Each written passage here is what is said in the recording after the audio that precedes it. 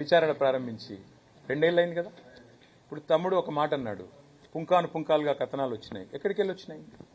ఎవరన్నా ఒక అధికారి అఫీషియల్గా ప్రెస్ మీట్ పెట్టిండా? ఎవరన్నా మంత్రి అఫీషియల్గా మాట్లాడిండా? ఏడికెళ్ళి వస్తున్నాయి ఇవన్నీ? ఏడికెళ్ళి వస్తున్నాయి? లీకులు తప్ప. ఇట్లయిందట అట్లయిందట, అదిగో పులి ఇదిగో తోక.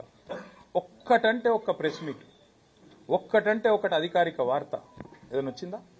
సీఎంఓల నుంచి లీకులు. గతంలో అప్పుడు సినిమాలో గ్రీకు వీరుడు అని పాట ఉంటుంది, అట్లా రేవంత్ రెడ్డి పేరు లీకు వీరుడు అని పెట్టాలి.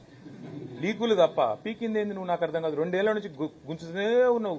ఎప్పుడు నీకు కొద్దిగా టైంపాస్ కావాలంటే నోటీస్ ఇయ్యి. నేను దావోస్ పోతున్నా, ఎక్కడ మా ఉప ముఖ్యమంత్రి నా మీద కోపంగా ఉన్నాడు, బొగ్గు కుంభకోణంలో ఆయన వాటా నేనేదో కొట్టేసే ప్రయత్నం చేసినా అని. కాబట్టి ఆయన నా కుర్చీ ఏమైనా గుంజుకుంటాడేమో. ఏం చేయాలి? టైంపాస్ చేయాలి.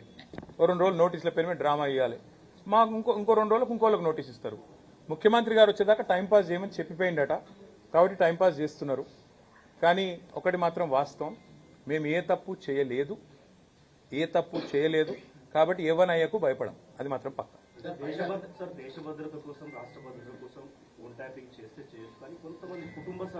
సోదర ఇండియన్ టెలిగ్రాఫ్ యాక్ట్ అని ఒకటి ఉంటుంది. నేను మీడియాతో కూడా నా ప్రార్థన, ఇది ఫోన్ ట్యాపింగ్ అనేది ప్రభుత్వాలు చేయవు, పోలీస్ వ్యవస్థ చేస్తుంది. ఆ పోలీస్ వ్యవస్థ కూడా చట్టానికి అనుగుణంగానే చేస్తుంది. ఏమన్నా చట్టం వ్యతిరేక కార్యక్రమాలు ఏమైనా జరిగితే చెప్పమనండి ఏం జరిగిందో. ఇంతవరకు ఇదిగో పులంటే అదిగో తోక తప్ప ఒక్క అఫీషియల్ ప్రెస్ మీట్ ఎందుకు లేదు 2 ఏళ్లలో?